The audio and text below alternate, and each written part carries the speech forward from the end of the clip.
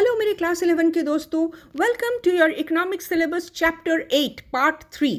वैसे हमने पहले 7 चैप्टर्स के छोटे छोटे वीडियोस बना दिए हैं, आपने देख लिया ना? देख लो, 5 मिनट में पूरा चैप्टर क्लियर हो जाएगा। तो चलो अब हम पहुंचते हैं चैप्टर 8 के पार्ट 3 में। पार्ट 1 में हमने 4 क्वेश्चंस डिस्कस किए थे और हमने देखा इंफ्रास्ट्रक्चर 2 तरीके के होते हैं, इकोनॉमिक एंड सोशल, आर्थिक और सामाजिक। पार्ट 2 में आर्थिक इंफ्रास्ट्रक्चर, इकोनॉमिक इंफ्रास्ट्रक्चर का एक हिस्सा बहुत इंपॉर्टेंट, जो ऊर्जा, एनर्जी, इसका हमने डिटेल डिस्कशन किया था। और आज पार्ट 3 में हम देखेंगे सामाजिक इंफ्रास्ट्रक्चर, सोशल इंफ्रास्ट्रक्चर में हेल्थ या स्वास्थ्य। तो हेल्दी किसको कहते हैं? बहुत लोग कहते हैं अगर आप बीमार नहीं हो तो आप हेल्दी होगे। तो ये हेल्थ के डेफिनेशन का ना 1 पार्ट है, पर उसका एक और पार्ट है जो है एक व्यक्ति अपनी कार्य क्षमता को हासिल करता है तभी उसे हम हेल्दी कहते हैं। तो डेफिनेशन ऑफ हेल्थ में it is also the ability to actualize the full potential of a person. कहावत है ना, हेल्थ इज़ वेल्थ। अगर कोई बंदा अपनी सुख समृद्धि को मापे तो उसमें सबसे पहले तो उसका हेल्थ आता है। हेल्थ है तो बहुत कुछ हो जाता है। अब हम कैसे जानेंगे कि एक देश के लोगों का स्वास्थ्य कैसा है? इसके लिए ना कुछ इंडिकेटर्स होते हैं, कुछ सूचक होते हैं, जिसमें नंबर 1 में है शिशु मृत्यु दर या इन्फेंट मोर्टेलिटी रेट। प्रति 1000 जीवित जन्म में कितने शिशुओं की डेथ हो जाती है? हाउ मेनी इन्फेंट्स डाई पर 1000 लाइव बर्थ्स? इस फिगर्स को देखो, ऊपर वाला रेड एरो देखो। केरला में 6 चिल्ड्रन डाई पर 1000 लाइव बर्थ, 6 बच्चों की डेथ होती है। और अगर आप नीचे वाला एरो देखो तो मध्य प्रदेश में 46 बच्चों की डेथ होती है। तो केरला देखा जा रहा है कि बेहतर हेल्थ स्थिति में है। एक और फैक्टर होता है जिसको हम कहते हैं मैटरनल मोर्टेलिटी रेट, मातृत्व मृत्यु दर। प्रति 1000 जीवित जन्म में कितने माताओं की डेथ हो जाती है? हाउ मेनी मदर्स डाई पर 1000 लाइव बर्थ? और अगर इन आंकड़ों को देखो तो असम में 195 मदर्स डाई इन 1000 लाइव बर्थ, यानी कि ऑलमोस्ट 20%। और केरला में वो फिगर है 19। Obviously Kerala is doing better on the health front. तीसरे नंबर पे हम देखेंगे लाइफ एक्सपेक्टेंसी। जन्म के समय एक बंदा कितने साल जीने की उम्मीद रख सकता है? तो भारत में यह फिगर है 70। अगर आप पाकिस्तान का देखो 67, चाइना का 77 और स्विट्ज़रलैंड और ऑस्ट्रेलिया का 83 ईच। अब कितने साल जिएंगे, इस पे कई चीज़ें आती हैं। एक होता है न्यूट्रिशन, पोषक तत्व की उपलब्धता। तो ये जो सारी चीज़ें हैं, भोजन में सबको मिल जाता है क्या? ये एक पॉइंट है। और दूसरा है संक्रामक और असंक्रामक रोगों का होना, communicable and non communicable diseases. Communicable है जैसे कोविड, नॉन कम्युनिकेबल जैसे heart disease, kidney disease, liver disease, ये सारी चीज़ें हैं। तो सम इंडिकेटर्स ऑफ हेल्थ जो हैं, इनको आप एक बार अच्छी तरह से देख लो। अब सवाल है कि एक देश के लिए हेल्थ इंफ्रास्ट्रक्चर इतना इम्पोर्टेंट क्यों है, इतना महत्वपूर्ण क्यों है? अब हर देश चाहता है कि मेरी जीडीपी खूब बढ़े, और ये तो तब बढ़ेगी जब हम खूब प्रोडक्ट्स और खूब सर्विसेज बनाएंगे। तो वस्तु और सेवा, प्रोडक्ट्स एंड सर्विसेज जो भी बनाएं, उसके लिए ज़रूरत है एक हेल्दी वर्क फोर्स, एक हेल्दी पॉपुलेशन। और हेल्दी पॉपुलेशन तो तब होगी जब गुड हेल्थ इंफ्रास्ट्रक्चर रहेगा। स्वास्थ्य सेवाएं प्राप्त करना तो देशवासियों का अधिकार होता है। राजस्थान गवर्नमेंट में right to health bill pass करवाया, जिसमें अगर एक पेशेंट किसी भी हॉस्पिटल में जाता है, चाहे प्राइवेट या चाहे गवर्नमेंट, वो हॉस्पिटल उसको ट्रीटमेंट देना ही पड़ेगा, वो रिफ्यूज़ नहीं कर सकते। और नंबर 2 है, अगर पेशेंट अपनी ट्रीटमेंट का कॉस्ट ना दे सके तो वो अगर गवर्नमेंट हॉस्पिटल में जाता है तो उसका इलाज फ्री हो जाता है। तो इसको लेके जो प्राइवेट हॉस्पिटल्स थे उन्होंने खूब शोर मचाया, लेकिन राजस्थान गवर्नमेंट ने इस बिल को पास करवाया। पर याद रखना, भारत के कॉन्स्टिट्यूशन में राइट टू हेल्थ अभी तक फंडामेंटल राइट नहीं है। नंबर 3 हम देखेंगे स्वास्थ्य आधारित संरचना, हेल्थ इंफ्रास्ट्रक्चर में क्या क्या चीज़ें आ जाती हैं। बहुत सारे हैं, बहुत सारे। सबसे पहले तो human beings, doctors and nurses, paramedical staff such as technicians, फिर जैसे हॉस्पिटल बेड्स, फिर हॉस्पिटल इक्विपमेंट, एक बिल्डिंग हॉस्पिटल का, फिर एक फार्मा इंडस्ट्री, ये भी तो बहुत ज़रूरी है दवाई बनाने के लिए। और ज़रूरी है गांव-गांव में, शहर में हेल्थ एजुकेशन देना कि अच्छी आदत क्या है जिससे हम अपने को हेल्दी रख सकते हैं। ज़रूरत है कि भोजन में मिलावट रोकना, फूड अडल्टरेशन को रोकना। इसके लिए सरकारी ऑफिसर बार बार जगह जगह छापे मारते हैं। और ज़रूरी है कि ड्रग्स एंड पॉइजनस सब्सटेंसेस, दवाई और जहरीले पदार्थ, इनका नियंत्रण किया जाए ताकि ये किसी के भी हाथ न लग जाए। और ज़रूरी होता है कि बर्थ्स एंड डेथ्स, जन्म और मृत्यु संबंधी सारे डेटा इकट्ठा करना। और अभी रिसेंटली ये भी ऐड हुआ है कि मानसिक चिकित्सा, मानसिक असंतुलन या अक्षमता का इलाज। क्या आप जानते हो भारत में ऑलमोस्ट 6 करोड़ 6.5 करोड़ लोग मानसिक मेंटली अनवेल है। तो ये तो बहुत इम्पॉर्टेंट है फिगर है। तो कुल मिलाकर देख लो हेल्थ इंफ्रास्ट्रक्चर में क्या क्या आते हैं। अब ये जिम्मेदारी किसकी है कि ये देश की जनता के पास ये सारी चीज़ें पहुँचे? ये जिम्मेदारी है सरकार की। सरकार इसके लिए बनाती है नेशनल हेल्थ पॉलिसी, और हेल्थ पॉलिसी को लागू करने के लिए स्टेट गवर्नमेंट्स को वो हेल्प करती है। तो कैसे लागू होते हैं? ग्राम स्तर में चले जाओ तो वहाँ आपको मिलेंगे प्राइमरी हेल्थ सेंटर्स और सब सेंटर्स, प्राथमिक स्वास्थ्य केंद्र और उपकेंद्र। ज़िला लेवल पे चले जाओ, डिस्ट्रिक्ट लेवल पे आप आ जाओ तो आपको मिलेगा डिस्ट्रिक्ट हॉस्पिटल, सब डिस्ट्रिक्ट हॉस्पिटल और कम्युनिटी हेल्थ सेंटर्स, सामुदायिक स्वास्थ्य केंद्र और जिला उपजिला हॉस्पिटल्स। और अगर आप बड़े शहरों में आ जाओ तो आपको मिलेंगे मेडिकल कॉलेजेस, स्पेशलाइज्ड हॉस्पिटल, विशिष्ट सेवा जहां आपको मिलती है। तो भारत में इन सब चीज़ों की स्थिति क्या है, आधारिक संरचना की स्थिति क्या है, चलो देखते हैं। स्पेशलाइज्ड हॉस्पिटल शहरों में, इसकी संख्या देख लो, और डिस्ट्रिक्ट लेवल पे हॉस्पिटल्स और कम्युनिटी हेल्थ सेंटर की संख्या देखो। और अब हम आते हैं प्राइमरी हेल्थ सेंटर्स को, इसकी भी संख्या देख लो। सबसे ज़्यादा यही है ना, क्योंकि भारत की सबसे ज़्यादा जनता तो गांव में रहती है, इसलिए। नंबर ऑफ मेडिकल कॉलेजेस देख लो भारत में, आप देखो धीरे धीरे इनकी नंबर बढ़ती जा रही है। और देखो कितने डॉक्टर्स हैं, कितने नर्सेज हैं, कितने हेल्थ वर्कर्स हैं भारत में, इनकी संख्या को भी देख लो।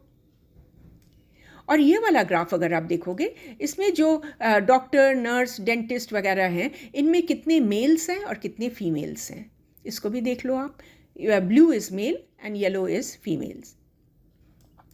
भारत में कितने हॉस्पिटल बेड्स हैं, पब्लिक सेक्टर यानी कि सरकारी और प्राइवेट सेक्टर, इसको भी आप देख लो। और देखो कि ग्रामीण और शहरी क्षेत्रों में हॉस्पिटल्स और बेड्स का डिस्ट्रीब्यूशन कैसे है। तो कुल मिलाकर अगर आप देखते हो तो हम ये समझ रहे हैं कि 1951 से लेकर आप आज जहां हम खड़े हैं काफ़ी प्रोग्रेस हो चुका है। देखो हॉस्पिटल्स 1951 में कितने थे, आज कितने हैं, बेड्स कितनी बढ़ चुकी हैं, प्राइमरी हेल्थ सेंटर, डिस्पेंसरी, ये सब बढ़ चुकी हैं। साथ साथ बढ़े हैं डॉक्टर्स की संख्या और नर्सेस की संख्या। और ये जो सारे स्वास्थ्यकर्मी हमारे हैं, इनके परिश्रम से चेचक, स्नायुक रोग, स्मॉल पॉक्स एंड गिनीवर्म जैसे जो डिजीज़ेज़ हैं, ये पूरे इरेडिकेट हो चुके हैं। पोलियो और लेप्रेसी, कुष्ठ रोग, इनका ऑलमोस्ट इरेडिकेशन हो चुका है। पर भारत की जनता भी तो इतनी तेज़ी से बढ़ रही है, और इसलिए और भी ज़्यादा अधिक से अधिक स्वास्थ्य आधारित संरचना की ज़रूरत आज की तारीख में हो रही है। इसलिए सरकार कह रही है कि प्राइवेट सेक्टर को भी एक बहुत इंपॉर्टेंट रोल प्ले करना है। तो प्राइवेट सेक्टर का रोल हम देखते हैं। इट्स वेरी इंटरेस्टिंग, इस फिगर को देखो। प्राइवेट सेक्टर को अगर आप देखो कि भारत के 70% हॉस्पिटल्स प्राइवेट सेक्टर में हैं, लेकिन उसमें 40% हॉस्पिटल बेड्स हैं। और सरकारी हॉस्पिटल को अगर आप देखो तो वो केवल 30% है टोटल में से, लेकिन 60% बेड सरकारी हॉस्पिटल्स में हैं। This is interesting, isn't it? और इसको आप देखो कि गांव हो या शहर हो, प्राइवेट हेल्थ केयर की तरफ ही ज़्यादा लोग जा रहे हैं, सरकारी हेल्थ केयर की तरफ कम हो रहे हैं। हालांकि प्राइवेट हेल्थ केयर जो है वो सरकारी हेल्थ केयर के 4 गुना कॉस्ट है, इसको भी ठीक तरह से देख लो। और रही बात मेडिकल कॉलेज की, सरकारी मेडिकल कॉलेज या प्राइवेट मेडिकल कॉलेज आप देखो तो प्राय सेम संख्या ही चल रहे हैं। और जो दवा कंपनी है, pharma companies, the top 15 pharma companies of India are in the private sector, ये निजी कंपनी है। तो अगर हम कुल मिलाकर देखते हैं, जो प्राइवेट सेक्टर है वो hospital, medical college, nursing college, pharma, सब एरियाज़ में काफ़ी कंट्रीब्यूशन कर रही है। अब एक बड़ा नया सा पॉइंट आप देखो, do you know what is global burden of disease? GBD क्या चीज़ है? विश्व रोग भार। इसको समझो। किसी विशेष रोग से due to a particular disease असमय में मरने वालों की संख्या, how many people die prematurely due to a particular disease, plus उस डिजीज के वजह से जितने वर्ष वो एक पेशेंट की तरह असमर्थ जीवन बिताते हैं. Years spent by them in a state of disability due to that disease. इन दोनों को अगर आप मिलाओ तो बनता है ग्लोबल बर्डन ऑफ डिजीज़. तो देखा गया है विश्व भर में कि जो मेन कॉज है ये असमय मृत्यु की, वो है हार्ट डिजीज़. उसके बाद आता है स्ट्रोक, फिर लंग डिजीजेस, फिर आते हैं न्यूनेटल कंडीशंस या जन्म के कंडीशन. और ये जो 5 ऑर्गन्स हैं हमारी, सबसे ज़्यादा प्रॉब्लम्स यहाँ पे हो रही हैं. और ये होता है क्योंकि कई बार हम खाते ही रहते हैं और एक्सरसाइज नहीं करते. दूसरे हिस्से पे ये भी देखना है कि कई बार बहुत ज़्यादा कुपोषण की वजह से भी ये हो जाता है. तो भारत में ये दोनों चीज़ें आपको देखने को मिल जाएगी.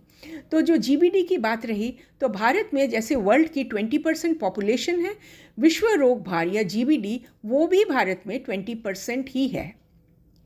अब हम जरा सा नज़र डालते हैं ग्रामीण और शहरी, रूरल और अर्बन हेल्थ इंफ्रास्ट्रक्चर कैसे हैं, इसको भी जरा देख लेते हैं.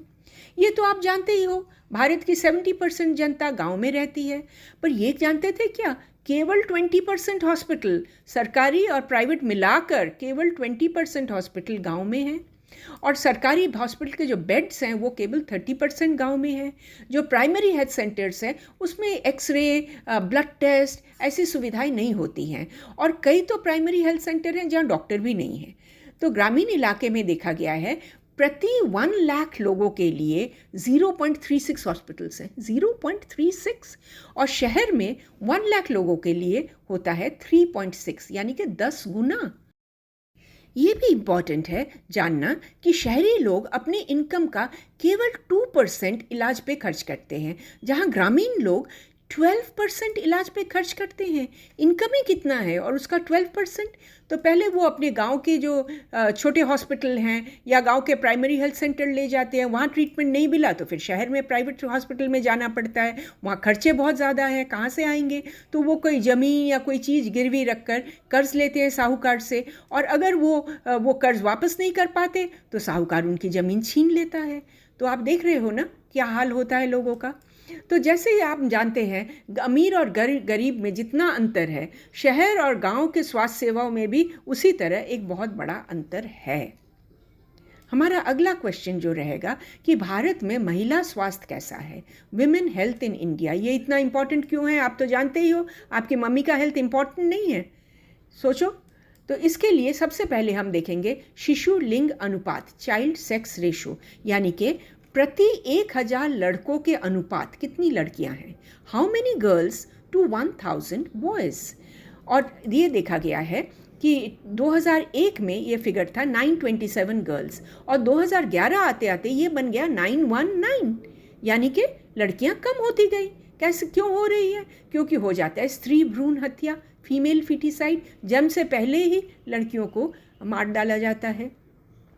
एक और चीज़ देखा जाता है कि 15 से 19 वर्ष की जो लड़कियां हैं, 5% गर्ल्स उसमें से ऑलरेडी शादीशुदा हैं, मदर्स बन चुकी हैं, खुद ही बच्ची है और पहली अपनी माँ बन चुकी है.